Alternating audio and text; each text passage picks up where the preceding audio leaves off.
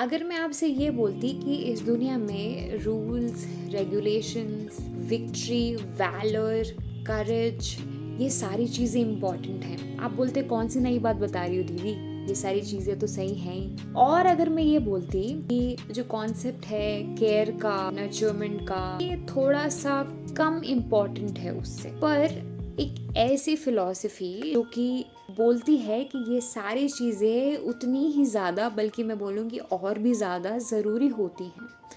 वो पहले ऑब्जेक्टिव को पाने के लिए। लॉरेंस कोलबर्ग, उन्होंने एक रिसर्च की और उन्होंने ये पाया जो एब्स्ट्रैक्ट कॉन्सेप्ट ऑफ जस्टिस होता है, हमेशा जीतना है और जस्ट सोसाइटी पाना है, वो ज़्यादा ज़रूरी होता है as compared to concept of care, जो कि एक फेमिनिन और वीक कॉन्सेप्ट होता है। ये चीज़ को चैलेंज किया था उनकी ही स्टूडेंट ने, कैरल गिलिगन, बाद में उनकी फ्रेंड नेल नॉर्डिंग्स ने भी इसके अंदर अपनी कंट्रीब्यूशन दी थी। वो बोलती हैं कि इम्पोर्टेंट है द कॉन्सेप्ट ऑफ केयर, और ये जो होता है विमेन के अंदर उनकी कंडीशनिंग की वजह से उनको गॉड गिफ्टेड है कि वो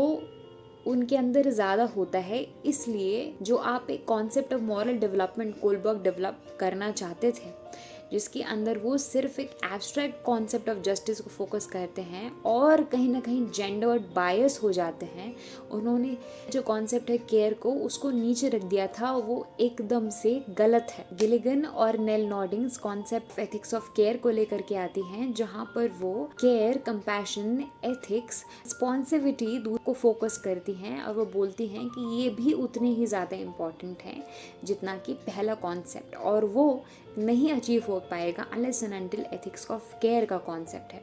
आप इसके बारे में क्या सोचते हैं? Thank you.